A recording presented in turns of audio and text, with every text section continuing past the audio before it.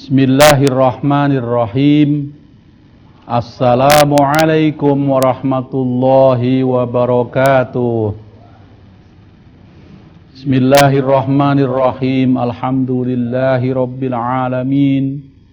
Wassalatu wassalamu ala habibi rabbil alamin, Sayyidina wa habibina wa syafi'ina wa qurrati a'yunina wa maulana Muhammad sallallahu wa ala alihi thayyibin at-tahirin wa sahabatil muntajabin tabi'ahum bi ihsanin ila yaumiddin, amma ba'du. Para pemirsa, baik yang di studio, di rumah atau dimanapun saja berada, wabil khusus al-mukarram, para habaib yang mulia, kita lanjutkan kembali kajian kita membedah Shiratal Mustaqim. Kalau pada episode yang lalu telah saya sampaikan bagaimana Imam Ali Zainal Abidin memberikan penjelasan, kemudian Rasulullah Shallallahu Alaihi Wasallam juga memberikan penjelasan bahwa surga dan neraka tidak ada hubungannya dengan hubungan darah, akan tetapi surga dan neraka berhubungan dengan amal perbuatan. Baiklah para pemirsa, para habaib yang mulia, Imam Ali bin Musa Ar-Ridho alaihi salam mempunyai seorang saudara bernama Zaid An-Nar. Para pemirsa dan para habaib, saya terkejut ketika membaca kisah ini yang ditulis oleh almarhum Ayatullah Murtadho Mutahhari, bahwa Imam Ali bin Musa Ar-Ridho alaihissalam kok punya saudara namanya Z, gelarnya An-Nar. Artinya berarti kan Z ahli neraka, para pemirsa. Kenapa demikian? Ternyata Z ini memiliki perilaku yang tidak beliau senangi, yakni ketika imam sedang duduk di atas batu besar berbincang-bincang di majelisnya, Imam Ali Ar-Ridho alaihissalam sedang berdakwah, sedang tausiah kepada murid-muridnya di sebuah batu besar. Z hadir di situ. Manakala beliau sedang berbincang-bincang, beliau menoleh kepada Z yang sedang bercerita kepada sebagian hadirin. Imam Ridho sedang memberikan tausiah. Saudaranya yang bernama Z ikut hadir di situ, tapi ngomong sendiri dengan orang lain. Sehingga Imam Ali Ar-Ridho alaihissalam menoleh kepada Z ini.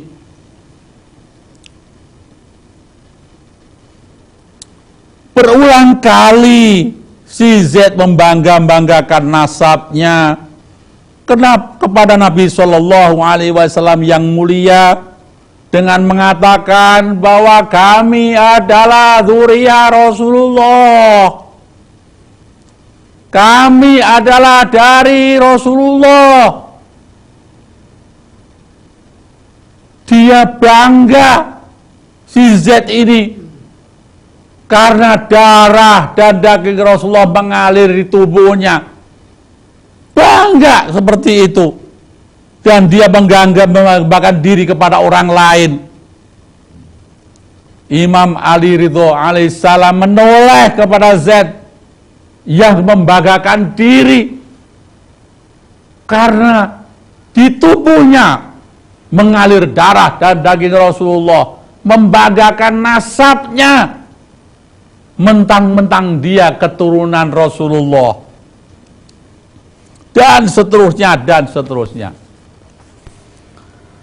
Maka imam pun memotong pembicaraannya dan berkata kepadanya, Imam Ali Ar-Ridho alaihissalam, para pemirsa dan para habaib yang mulia, memotong pembicaraan Z yang membanggakan diri karena punya nasab kepada Rasulullah Sallallahu Alaihi Wasallam. Kata Imam Ali Ar-Ridho alaihissalam, wahai Z, apakah perkataan penjual makanan Kufah telah memperdayaimu? Wahai Z, kenapa kamu ngomong begitu? Ini omongan tukang sayur. Tukang penjual makanan pasti bangga dengan yang dijualnya. Bikinan sendiri. Apa yang mengotori otakmu, wahai Z? Apa penjual makanan pasar itu telah mengotori otakmu sehingga kamu jual nasabmu kepada orang-orang? Sesungguhnya Fatimah telah menjaga kehormatannya, maka Allah haramkan keturunannya dari neraka. Demi Allah, tidak lain itu hanyalah untuk Hasan dan Husain dan putra keturunannya yang khusus. Imam Ridho alaihissalam mengatakan, para pemirsa dan para habaib yang mulia, wahai Z, Fatimah Az-Zahra ketika dia diharamkan oleh Allah Subhanahu wa taala beserta keturunannya dari neraka, maka itu bagi keturunannya, yakni Imam Hasan dan Imam Husain beserta keturunannya yang khusus, tidak keturunan secara umum. Adapun apabila Musa bin Ja'far mentaati Allah, berpuasa di siang hari dan sholat di malam hari, sedangkan engkau berbuat maksiat kepadanya, kemudian kalian berdua datang bersama-sama pada hari kiamat, maka apakah dengan begitu engkau lebih mulia daripadanya di sisi Allah? Maksudnya begini, para pemirsa dan para habaib yang mulia, wahai Zat, Musa bin Ja'far ayah kita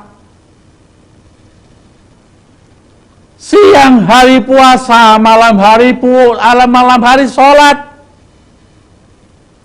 kemudian kamu tidak ngapa-ngapain.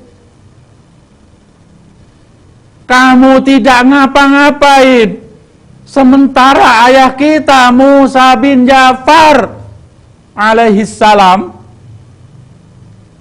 malam harinya sholat, siang harinya puasa. Kemudian kalian berdua menghadap Allah Subhanahu wa taala nanti. Apa berarti kamu lebih mulia dari Musa bin Ja'far? Karena walaupun kamu tidak sholat, tidak puasa, tapi darah daging Rasulullah mengalir di darahmu. Kamu mulia karena ada darah daging itu. Sementara Musa bin Ja'far tidak tahu soal itu. Makanya Musa sholat, puasa. Apa begitu, wahai Zaid?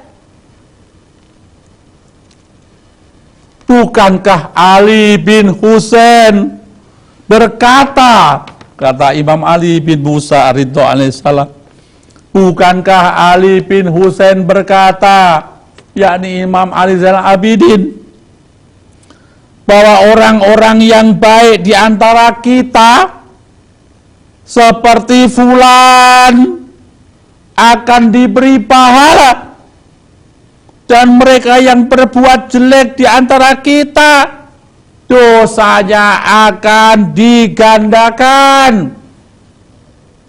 Wahai Zaid, apakah kamu tidak ingat bagaimana Ali bin Husain mengatakan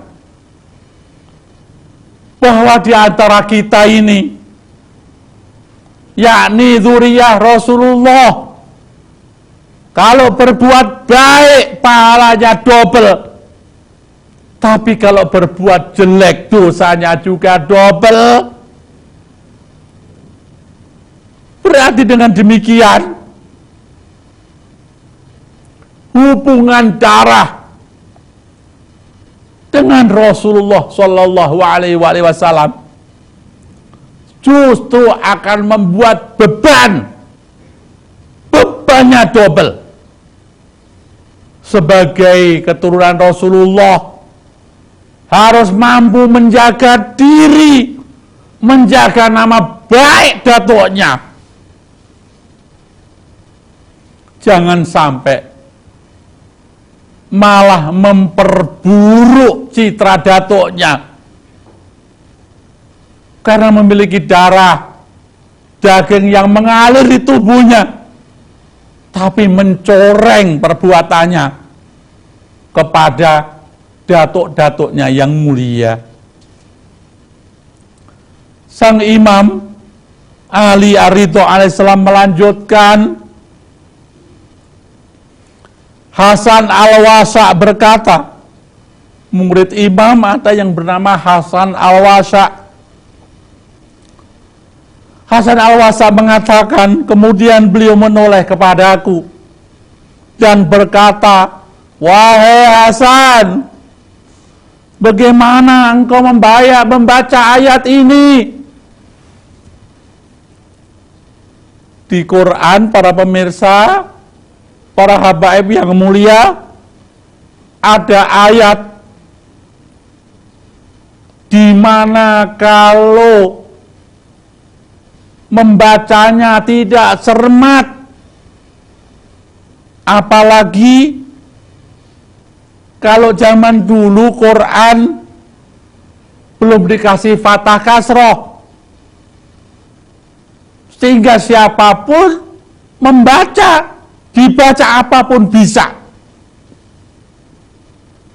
Ada ayat di dalam Al-Quran, para pemirsa, berbunyi, Bismillahirrahmanirrahim, qala ya Nuh, innahu laisa min ahlik, innahu amalun ghairu sholih. Ini ayat cerita tentang kisah Nabi Nuh alaihi salam punya anak namanya Kan'an. Kan'an, orang-orang semua ikut Nabi Nuh alaihissalam. Orang-orang yang tidak punya hubungan darah sama Nabi Nuh malah percaya, ikut masuk ke dalam kapalnya sehingga selamat. Sementara Kan'an putranya punya hubungan nasab darah dan daging yang mengalir di tubuhnya, justru tidak mengikutinya. Nabi Nuh alaihissalam juga heran Bahkan Nabi Nuh alaihissalam sampai repot sama Allah subhanahu wa ta'ala, menggugat kepada Allah subhanahu wa ta'ala, ya Allah, dia anakku. Bukankah engkau telah menjamin katanya akan diselamatkan dari keluargaku? Tapi dia anakku, kenapa enggak selamat? Para pemirsa dan para habaib yang mulia, Allah subhanahu wa ta'ala menjawab, qala ya Nuh, innahu laisa min ahlik. Dia bukan dari keluargamu. Innahu amalun ghairu sholihin. Imam Ar-Ridho tanya sama Hasan Al-Wasa, Hasan Al-Wasa, gimana kamu baca ayat ini? Hasan Al-Wasa menjawabnya, wahai Imam, sebagian orang membaca dengan kalimat innahu amalun ghairu sholih, dan ada pula yang membacanya innahu amalu ghairi sholih. Para pemirsa dan para habaib yang mulia, ada perbedaan i'rab di sini yang sangat jauh perbedaannya. Innahu amalun ghairu sholih dengan innahu amalu ghairi sholih. Di mana kalau Qur'annya ini gundul, enggak ada fathah kasrohnya, bisa saja ini ayat dibaca innahu amalun ghairu sholih, bisa pula dibaca innahu amalu ghairi sholih. Makanya Hasan Al-Wasa menyampaikan kepada Imam, ya Imam, ada dua macam orang baca. Ada dua macam cara orang membaca ayat ini.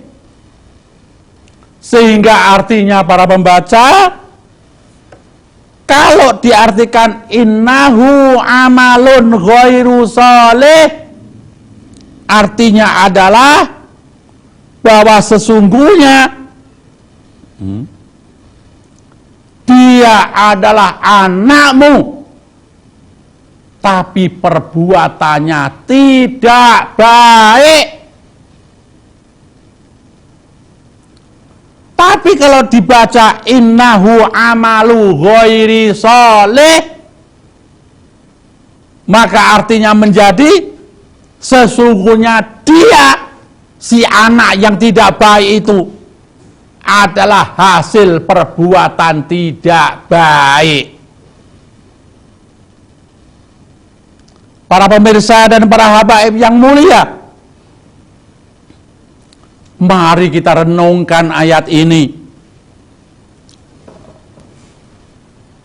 Ketika dibaca innahu amalu ghairi sholih, sesungguhnya anak Nabi Nuh, si Kanan itu, yang Nabi Nuh sampai protes, kenapa anaknya kok malah tidak selamat? Bukankah Allah telah berjanji katanya keluarganya diselamatkan? Allah mengatakan, seandainya ayat ini dibaca innahu amalu ghairi sholih, berarti Allah mengatakan, ya Nuh, anakmu itu tidak selamat karena dia adalah anak hasil perbuatan yang tidak baik. Dengan demikian berarti pantas saja ini anak tidak selamat karena hasil berzina. Dan na'udzubillah, tsumma na'udzubillah, para pemirsa dan para habaib yang mulia, Nabi Nuh alaihissalam mustahil berbuat zina. Mustahil para nabi dan para rasul sampai berbuat salah, berbuat keliru. Makanya Imam Ridho alaihissalam mengatakan kepada Hafsa, tidak, bukan begitu bacanya. Nabi Nuh tidak mungkin berzina. Karena kalau disebut itu adalah hasil anak zina, kan berarti bukan anaknya toh. Karena bukan anaknya, karena anak zina, maka tidak termasuk keluarganya. Tidak, kata Imam Ridho. Dia anaknya, bukan anak zina, anaknya. Naudzubillah, Nabi Nuh berzina. Tidak, itu anak bener. Makanya bacaan yang benar, innahu amalun ghairu sholeh. Innahu, sesungguhnya dia si Kan'an itu anaknya. Innahu, sesungguhnya dia anaknya. Itu amalun, amalnya si anak itu ghairu sholeh, tidak baik. Dengan demikian para pemirsa dan para habaib yang mulia, yang menyebabkan Kan'an tidak selamat, dia tenggelam, bukan karena Kan'an itu bukan anak Nabi Nuh alaihissalam, tapi anaknya, darah daging Nabi Nuh mengalir di tubuh Kan'an. Akan tetapi karena Kan'an perbuatannya menyimpang, bertentangan dengan ayahnya, maka dicoret oleh Allah SWT sebagai keluarganya. Maka tenggelamlah itu Kan'an. Allah Subhanahu wa ta'ala menafikannya Kan'an sebagai keluarga Nabi Nuh alaihissalam karena tidak mentaatinya. Dengan demikian, lanjut Imam Ali Ar-Ridho alaihissalam, para pemirsa dan para habaib yang mulia. Siapa yang tidak mentaati Allah, maka dia tidak termasuk kami. Dan apabila engkau mentaati Allah, maka engkau termasuk kami Ahlul Bait. Ini para pemirsa dan para habaib yang mulia, untuk kesekian kalinya memberikan kesejukan kepada kami yang tidak ada darah daging Rasulullah mengalir di tubuh kami. Dari penjelasan Nabi Nuh alaihissalam ini, maka membuat kebahagiaan bagi kami, membuat harapan bagi kami, di mana kami ini sudah jelas bukan keturunan orang baik-baik. Mungkin kakek moyang kami tukang zina, mungkin kakek moyang kami orang Buddha, orang Hindu. Tapi Ahlul Bait Rasulullah membawa ajaran yang memberikan harapan pasti kepada kami, di mana ajaran Tuhan pencipta kita semua ternyata tidak pernah diskriminasi, tidak pernah memandang manusia dari nasabnya, dari keturunannya, dari hubungan fisik. Akan tetapi yang dilihat adalah karena amal baik.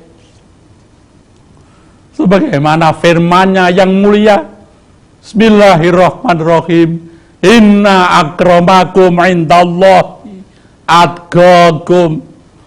Sungguhnya orang yang paling mulia di sisi Allah adalah orang-orang yang bertakwa.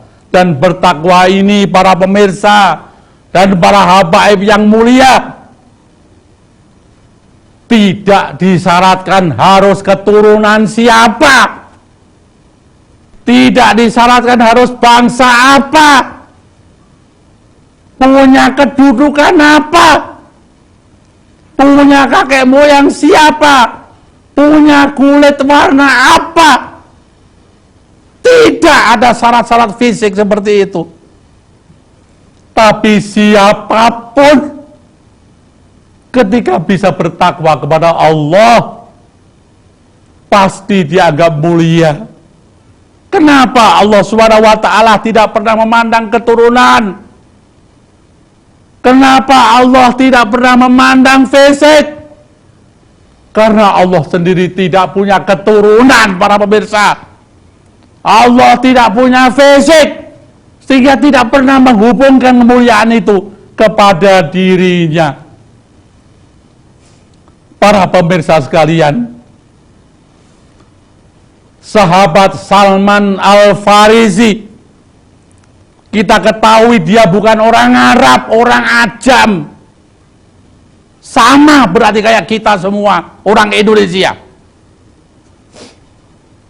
Ketika Salman menjadi sahabat Rasulullah, terjadilah satu peristiwa di Masjid Madinah. Orang-orang Arab sedang berkumpul. Di situ ada Salman Al-Farisi.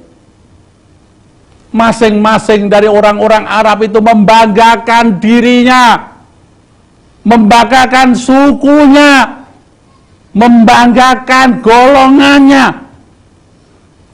Anak anu bin anu dari suku anu. Ente anu bin anu dari suku anu. Masing-masing membanggakan keturunan, membanggakan sukunya. Dengan mengejek Salman yang sudah jelas bukan orang Arab. Mereka semua bertanya, Salman, kalau aku adalah bin anu dari suku anu, suku yang anu, yang ini dari anu bin anu, suku anu. Kalau kamu itu dari mana, Salman? Bapakmu itu siapa, Salman? Kamu dari suku apa, Salman? Para pemirsa dan para habaib yang mulia, subhanallah, Salman punya jawaban jitu. Dan jawaban ini juga membawa yang kesekian kalinya rasa sejuk di hati kami khususnya. Dan saya yakin memberikan rasa sejuk kepada seluruh bangsa kami, bangsa Indonesia, pun juga bangsa-bangsa yang lain yang bukan dari Arab. Apa jawaban Salman Al-Farisi, para pemirsa dan para habaib yang mulia? Jawab Salman, ana ibnul Islam. Ana ibnul Islam. Aku adalah anaknya Islam. Di mana Islam tidak ada bapaknya. Islam tidak punya anak. Islam tidak mengenal suku bangsa. Islam adalah agama Allah Subhanahu wa Ta'ala. Dan Allah Subhanahu wa Ta'ala Tuhan seluruh alam semesta. Bukan Tuhannya orang Arab, bukan Tuhannya orang Islam saja, tapi Tuhannya alam semesta. Dengan demikian jawaban Salman jitu luar biasa. Salman rahmatullah alaih, Salman luar biasa. Terima kasih Salman.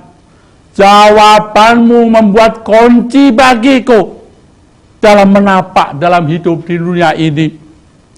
Sehingga dengan jawabanmu Salman, kami tidak iri hati, kami tidak pesimis, kami optimis bisa yakin masuk surga dengan syarat mengikuti jalan Rasul Shallallahu Alaihi Wasallam dan keluarganya. Ana ibnul Islam, para pemirsa. Tahadus bin Nikmah, para pemirsa. Almarhum guru saya Said Idrus bin Ahmad Assegaf, kalau manggil saya dulu, ya Sulaiman, Sulaiman tasghir minas Salman. Wahai Sulaiman, Sulaiman itu nama kecilnya Salman. Katanya begitu. Alhamdulillah, terima kasih Habaib. Terima kasih Said Idrus. Dan ternyata panggilan itu saya temukan bahwa Salman adalah layak untuk kita jadikan acuan dalam mengikuti madhab Ahlul Bait Rasulullah SAW. Sehingga Salman dapat gelar Salman minna Ahlul Bait. Salman adalah dari kami Ahlul Bait. Demikian para pemirsa sekalian. Sampai jumpa pada pertemuan yang akan datang insyaallah. Wabillahi taufik wal hidayah. Wassalamualaikum warahmatullahi wabarakatuh.